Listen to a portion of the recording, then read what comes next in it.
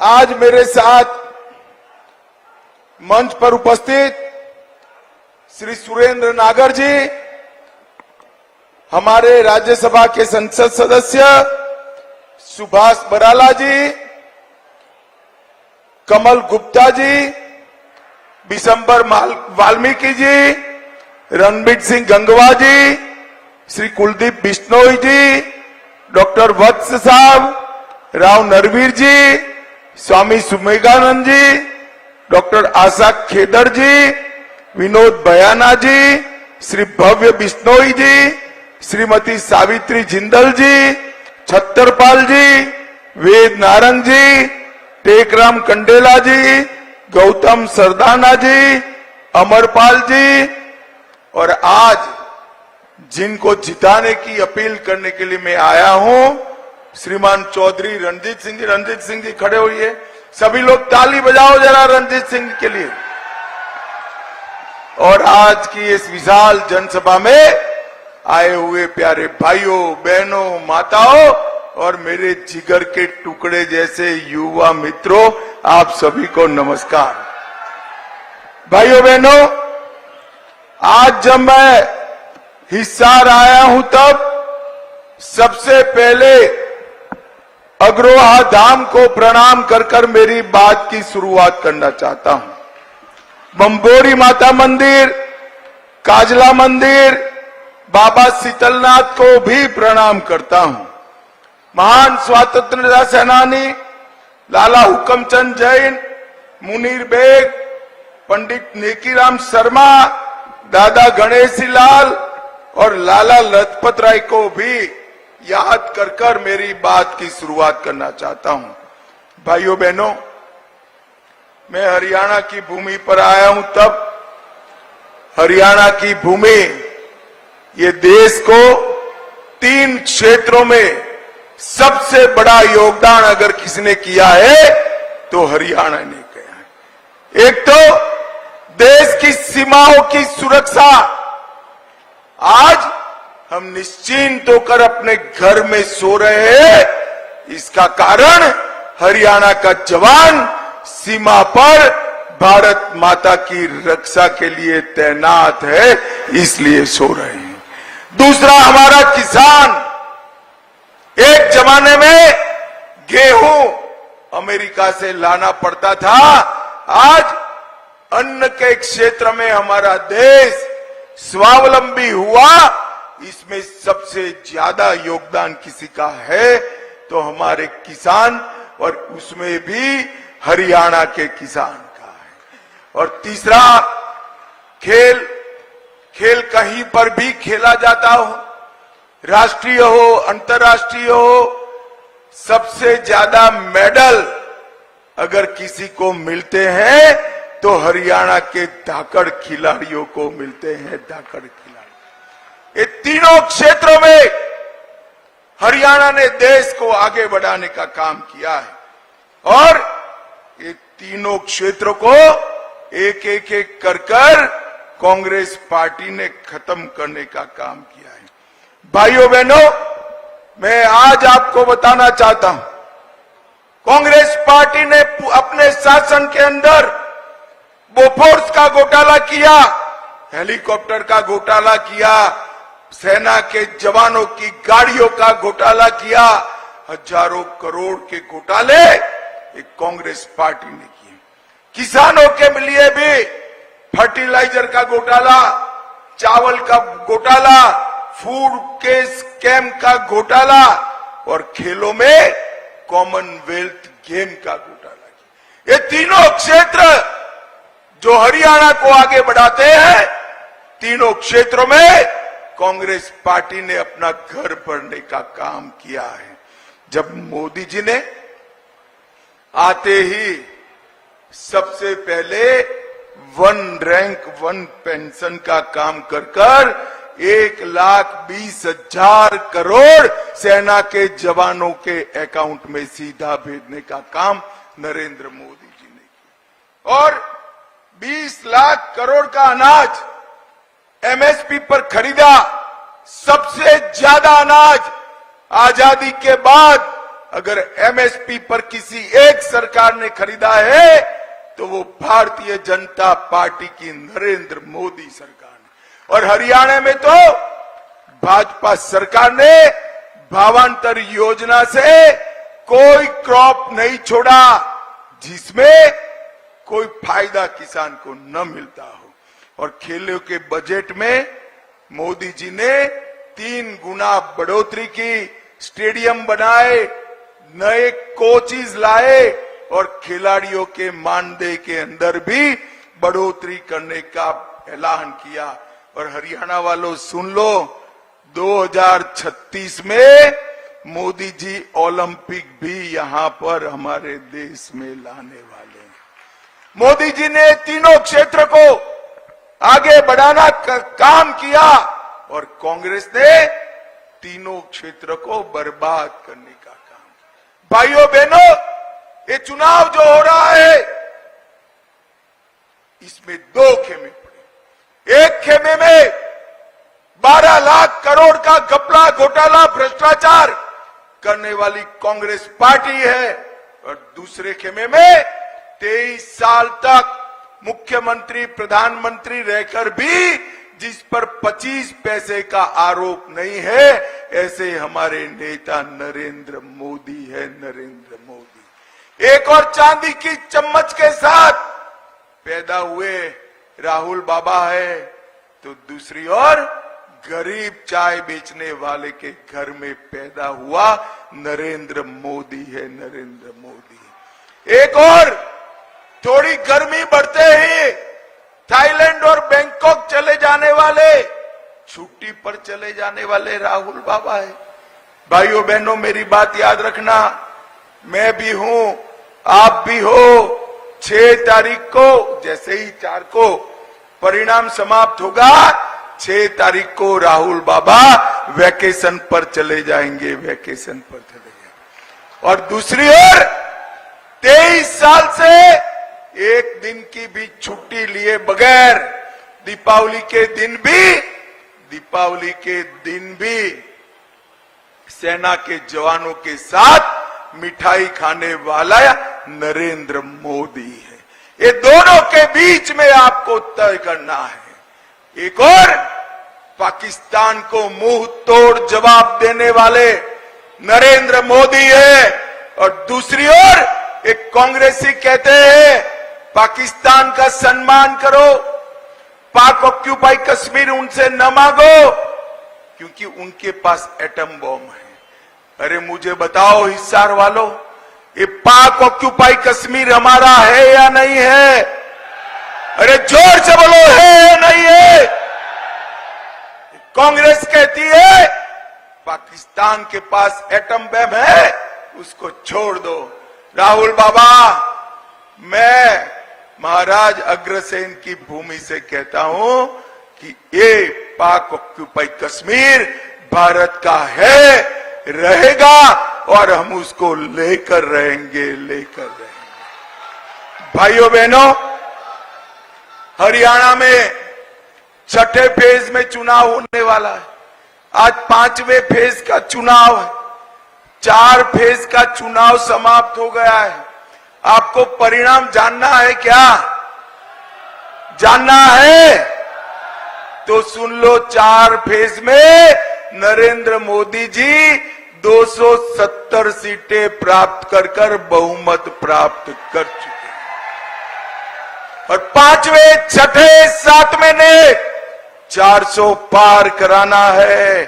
और मैं आज कहता हूं, इस शाहजादों और दामादों वाली कांग्रेस को 40 सीट भी नहीं मिलने वाली है, 40 सीट भी नहीं। भाइयों बहनों, कांग्रेस पार्टी के शाहजादे राहुल बाबा ने 24 के चुनावों की शुरुआत भारत जोड़ो यात्रा से की थी। मैं आज आपको कहकर जाता हूं, 4 जून के बाद राहुल बाबा को कांग्रेस ढूंढो यात्रा निकालनी पड़ेगी। कांग्रेस ढूंढो यात्रा, दूरबीन लेकर भी कांग्रेस दिखने वाली नहीं है।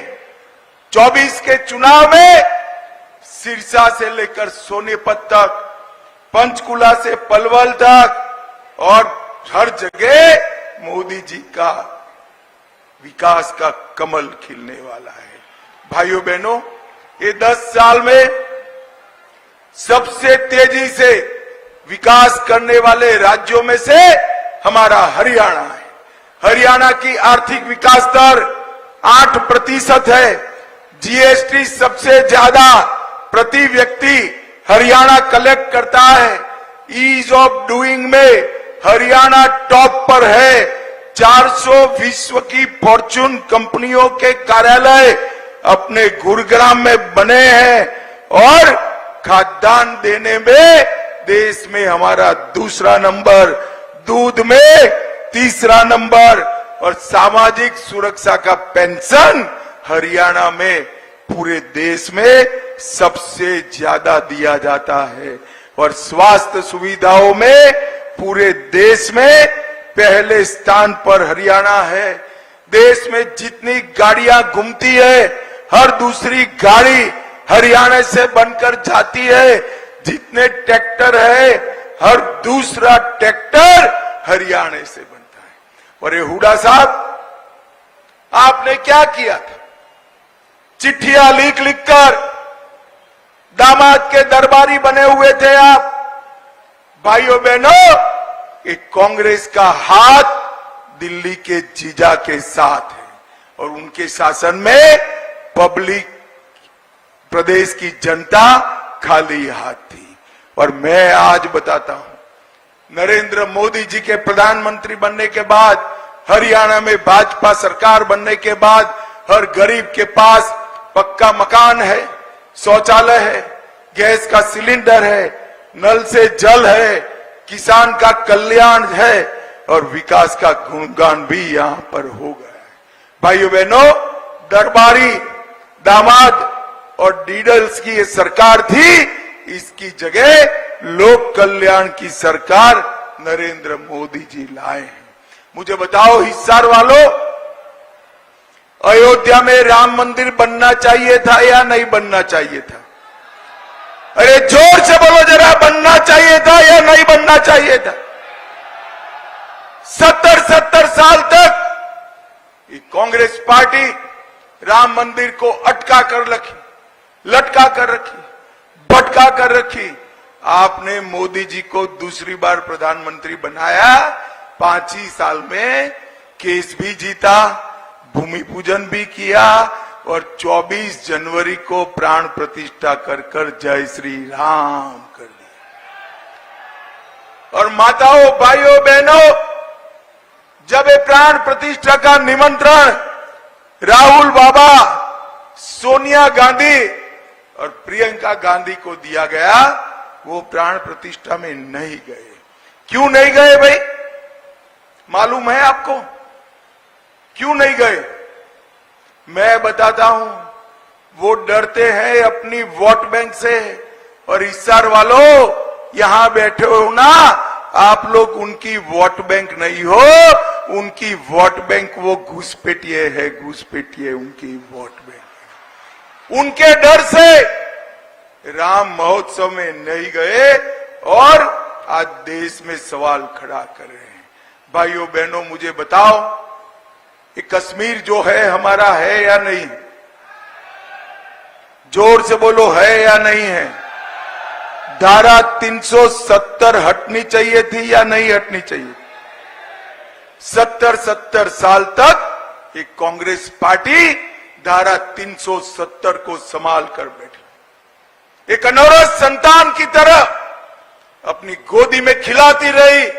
मोदी जी आए और मोदी जी ने धारा 370 को 5 अगस्त 2019 को समाप्त कर दिया और कश्मीर को हमेशा के लिए भारत का हिस्सा बना दिया।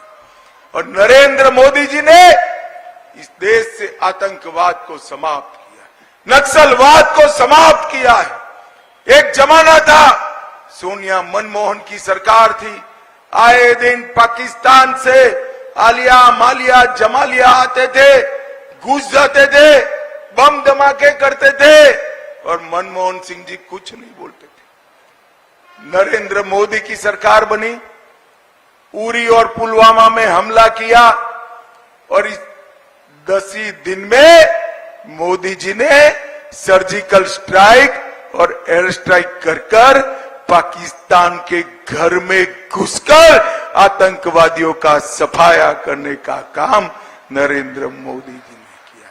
भाइयों बहनों, मोदी जी ने सभी को, पूरे देश को कोरोना का टीका लगाकर सुरक्षित किया। हिसार वालों, आप सभी को टीका लगा है या नहीं लगा है? जरा जोर से बोलो, लगा है या नहीं लगा है भाई?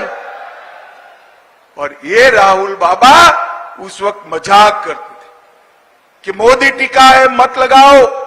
और मैं आज देश की जनता को पूछना चाहता हूं, इनका मानकर टीका न लगाया होता तो आज देश कोरोना से सुरक्षित होता क्या? जोर से बोलिए, होता क्या? राहुल बाबा, कोरोना जैसी महामारी में आपने राजनीति करने का, ओछी राजनीति करने का काम किया है। भाइयों बहनों, मोदी जी ने दुनिया में भर में वैक्सीन पहुंचाया। आज दुनिया की फार्मेसी भारत बना हुआ है। भारत का नागरिक कोई भी युद्ध में फंसा हो, बाहर निकालने का काम नरेंद्र मोदी जी ने किया है। आज यूपीआई का डंका पूरे भारत में बज रहा है। चंद्रयान पहुंचाने का काम हमारे मोदी जी ने किया है। भाइयों बहनों, एक कांग्रेस पार्टी हार को देखकर झूठ के आधार पर जीत प्राप्त करना चाहती। वो कह रहे हैं कि मोदी जी को 400 सीट मिलेगी तो मोदी जी आरक्षण हटा देंगे। मैं आज कहकर जाता हूं, जब तक भारतीय जनता पार्टी का एक भी सांसद है, हम आरक्षण को नहीं हटने देंगे, नहीं हटने देंगे, नहीं। भाइयों बहनों, और एक कांग्रेस पार्टी ने मुसलमानों को आरक्षण दिया है। हम 400 सीट आप दिला दो, एक गैर संवैधानिक आरक्षण को समाप्त करने का काम भी भारतीय जनता पार्टी की सरकार। भाइयों बहनों, राहुल बाबा कहते हैं कि कांग्रेस की सरकार आएगी तो ट्रिपल तलाक वापिस ले आएगी। आपको ट्रिपल तलाक वापिस लाना है क्या? जरा माताएं बहनें बोले, लाना है क्या? भाइयों बहनों, पूरे हरियाणा के अंदर ढेर सारे विकास के काम मोदी जी ने करे हैं। एक ही लोकसभा में 1,56,000 घरों में पीने का पानी पहुंचाया, 29 सस्ती दवाइयों के केंद्र खोले, 50,000 शौचालय बनाया, 50,000 गैस का कनेक्शन दिया, 18 लाख लोगों को मुफ्त 5 किलो अनाज दिया, 350 किलोमीटर गांव की सड़क बनाई और 13 लाख लोगों को 5 लाख तक का स्वास्थ्य का पूरा खर्चा आज नरेंद्र मोदी जी उठा रहे हैं। नरेंद्र मोदी जी। भाइयों बहनों, आप रणजीत सिंह जी को जब जिताएंगे, इनके नाम के सामने कमल का निशान है, उस पर आपको बटन दबाना है। मगर मैं बताकर जाता हूं, रणजीत सिंह के नाम के सामने जो कमल का निशान दबाएंगे, वो वोट सीधा नरेंद्र मोदी को प्रधानमंत्री बनाने के काम में आने। भाइयों बहनों, मुझे बताओ, आने वाले दिनों में जब 25 तारीख को चुनाव होगा, कमल के निशान पर आप बटन दबाएंगे क्या? अरे जोर से बोलो, दबाएंगे? रणजीत सिंह जी को जिताएंगे, 400 पार कराएंगे, हरियाणा की सभी सीटें मोदी जी की झोली में डालेंगे, मोदी जी को तीसरी बार प्रधानमंत्री बनाएंगे। तो मेरे साथ दोनों हाथ उठाइए, उठाइए दोनों हाथ, विजय के संकल्प की मुट्ठी बींचे और प्रचंड आवाज से बोलिए, भारत माता की जय श्री राम, जय जय श्री राम।